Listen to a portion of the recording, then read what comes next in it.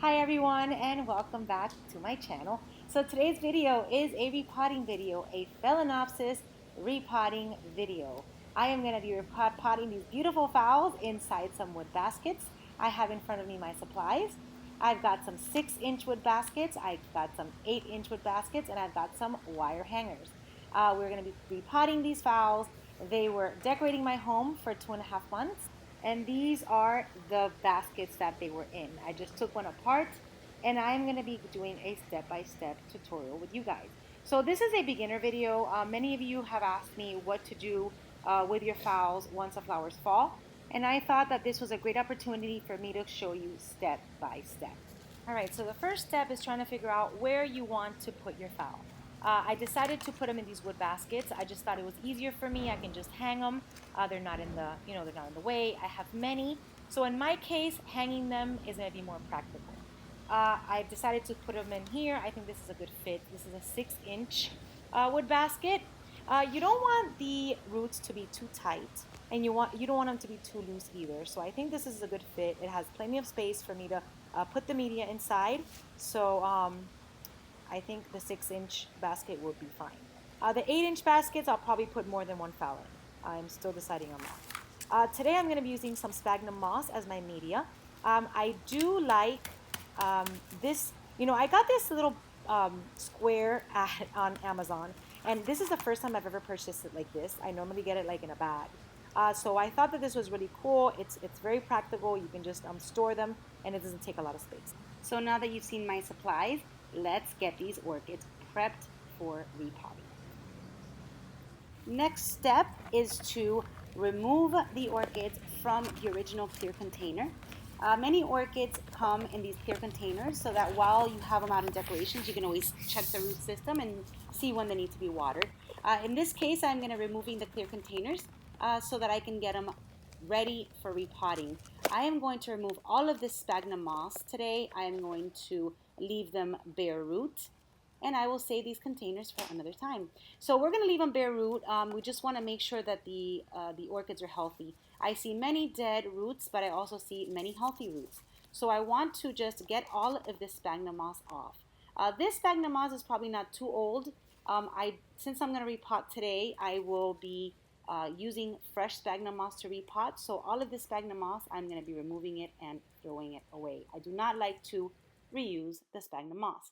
So I'm going to be using my hose, getting everything nice and soaked. This way when I dig in to take out all of the sphagnum moss, I do not harm any of the roots.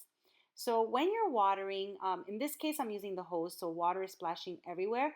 Just try not to get too much water on the crown or in the leaves. I probably did. I'm gonna just dry it up really good with a paper towel once I'm done.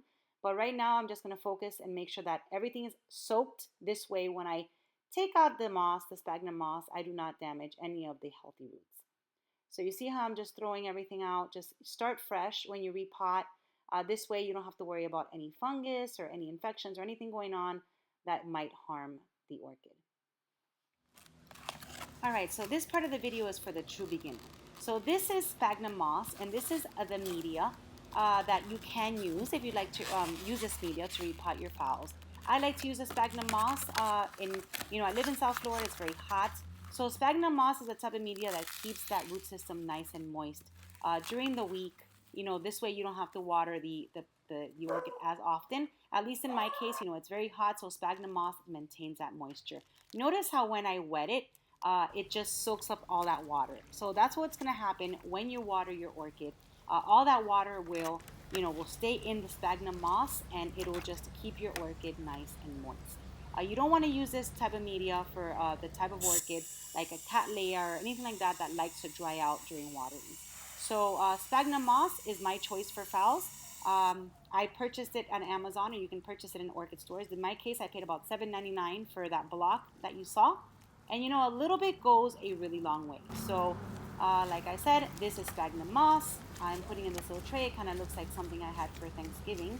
It looks like stuffing. But this is sphagnum moss, guys. You can also use bark chips or any other media of your choice.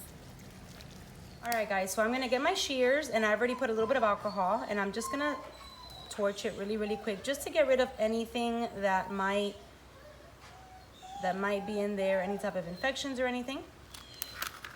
All right, so with the shears, I'm just gonna go around and just kind of snip any of the roots that look damaged, that look like they're rotten. So anything that's squishy, you wanna just go ahead and remove. Remember, these were inside an arrangement for 2.5 months. So some of the roots did get a little bit, you know, a little rotten, but overall, the orchid looks very, very healthy. So I'm just gonna cut everything really good.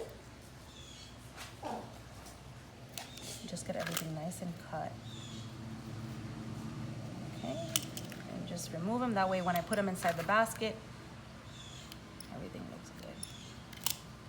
Okay, this one looks good. And overall, I mean, and this has aerial roots. So overall, this orchid is very, very healthy. The leaves are very green. Now, I am not gonna remove the stem. No, you know, I'm not a fan, if you've seen my videos, of removing any old flower spikes. Just because it will, you know, shoot out a secondary spike, hopefully, and I just want to get rid of such a nice, healthy stem. So unless it's dry, I don't cut it. All right, so now that everything is cut, I'm just gonna get a little more here and clean everything out. Okay, has nice roots attached. All right, so what I'm gonna do now, just remove everything.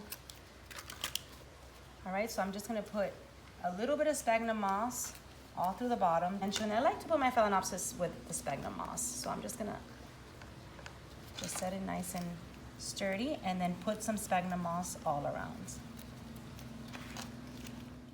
All right, so while I'm packing that basket, I wanted to remind you guys of my giveaway. So enter for a chance to win a box of Carmela orchids. If you haven't entered the contest and you'd like to, just look for the video that I have circled and leave me a comment on that video that you'd like to be part of the giveaway. All the instructions are in that video, so I will link that video down below so you can enter the giveaway.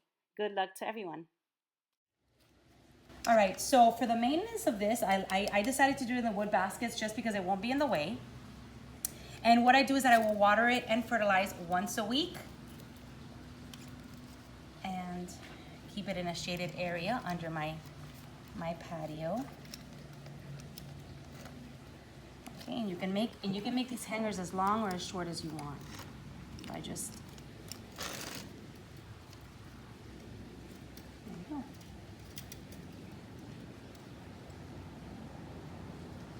just putting all of these in here.